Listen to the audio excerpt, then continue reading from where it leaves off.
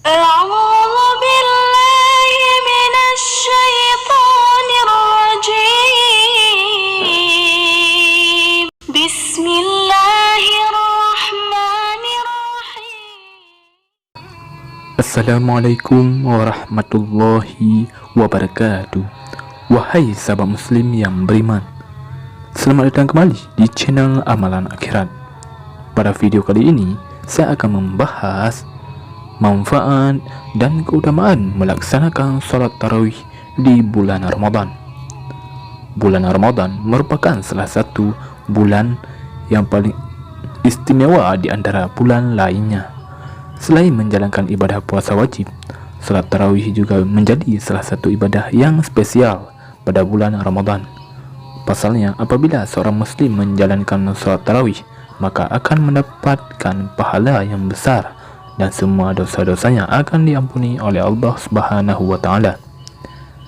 Sebagaimana Rasulullah SAW bersabda, barang siapa ibadah tarawih di bulan Ramadan seraya beriman dan ikhlas, maka diampuni dosanya yang telah lalu.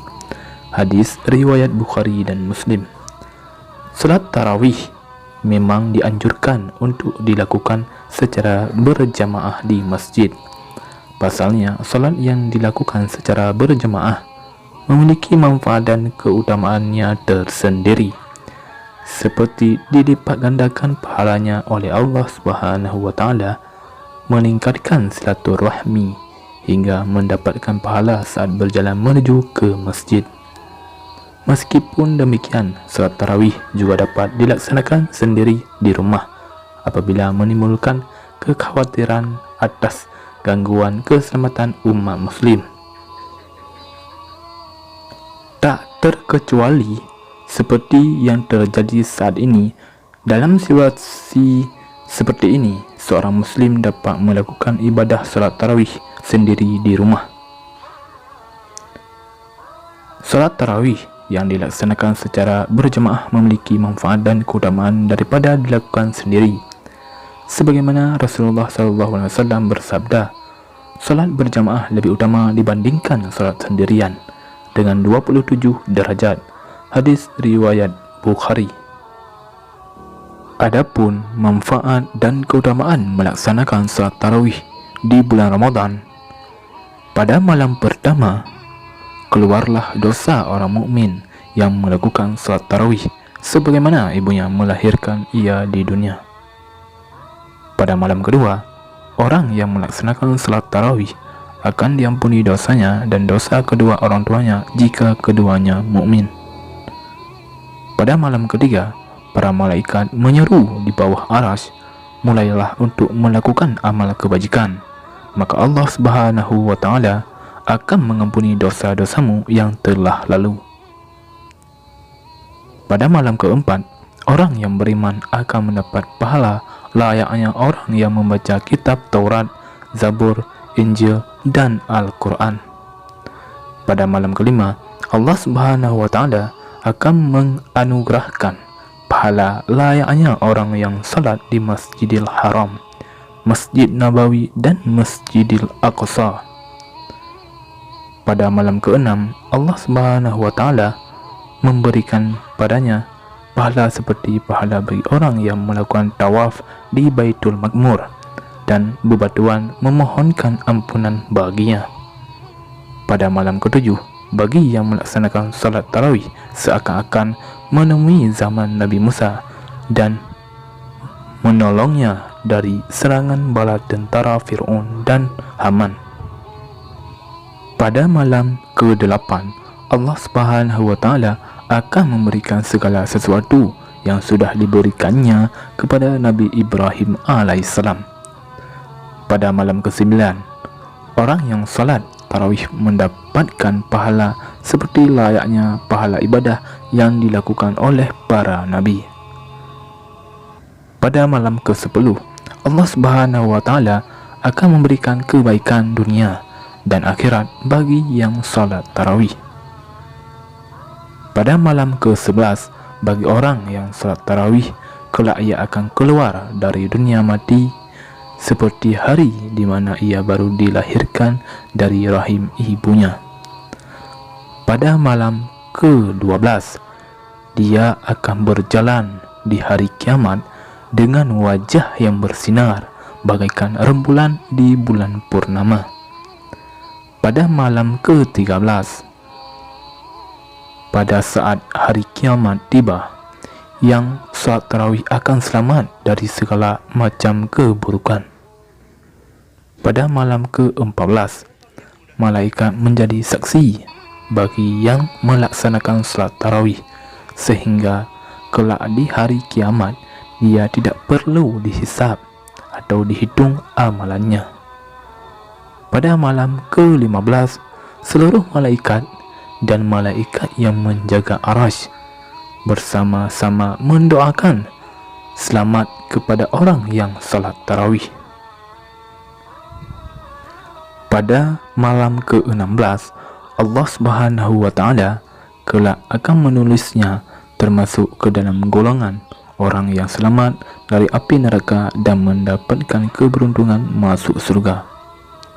Pada malam ke-17, yang salat tarawih akan diberi pahala seperti layaknya para nabi. Pada malam ke-18, para malaikat berseru, "Hai hamba Allah yang salat tarawih, sesungguhnya Allah Subhanahu wa Ta'ala telah memberi ampunan kepadamu dan kedua orang tuamu." Pada malam ke-19, Allah Subhanahu wa Ta'ala kelak akan mengangkat derajat yang salat tarawih di surga Firdaus. Pada malam ke-20, bagi yang salat tarawih diberi pahala layaknya orang yang mati syahid dan orang-orang yang soleh.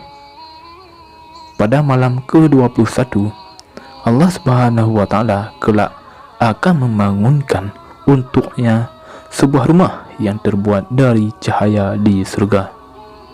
Pada malam ke-22, jika hari kiamat kelak tiba, maka yang salat tarawih akan selamat dari segala bentuk kesusahan dan kebingungan. Pada malam ke-23, Allah Subhanahu wa Ta'ala akan membangunkan sebuah kota di surga. Ini tentunya bagi yang melaksanakan salat tarawih.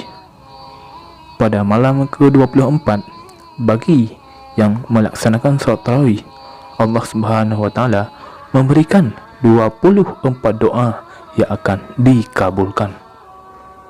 Pada malam ke-25, Allah Subhanahu wa Ta'ala akan menghilangkan siksa kubur baginya. Pada malam ke-26, Allah Subhanahu wa Ta'ala meningkatkan baginya pahala selama 40 tahun. Pada malam ke-27, tiba di hari kiamat kelak, dia akan melewati jembatan Siratul Mustaqim seperti kilat yang menyambar. Pada malam ke-28, Allah Subhanahu wa Ta'ala akan mengangkat 1000 derajat baginya di dalam surga. Pada malam ke-29, Allah Subhanahu wa Ta'ala akan memberikan pahala 1000 kali ibadah haji yang diterima. Selanjutnya, yang terakhir, yang malam ke-30, Allah Subhanahu wa Ta'ala berfirman, "Wahai hambaku, makanlah buah surga, minumlah minuman dari surga, mandilah dari air surga. Aku Tuhanmu dan kamu hambaku." Demikianlah manfaat dan keutamaan melaksanakan salat tarawih di bulan Ramadan. Wahai sahabat muslim yang beriman, marilah sama-sama kita mempergunakan bulan Ramadan ini dengan sebaik-baiknya, yaitu puasa, salat tarawih dan tadarus sebulan penuh, dan melaksanakan amalan-amalan sunnah lainnya. Dan janganlah kita sia-siakan kesempatan di bulan Ramadan ini, karena pahalanya berlipat ganda. Dan apabila kita melaksanakannya dengan ikhlas dan mengharapkan ridha dari Allah, maka amalan-amalan kita akan diterima di sisi Allah Subhanahu wa taala. Saya akhiri, wabillahi taufik wal hidayah. Wassalamualaikum warahmatullahi wabarakatuh.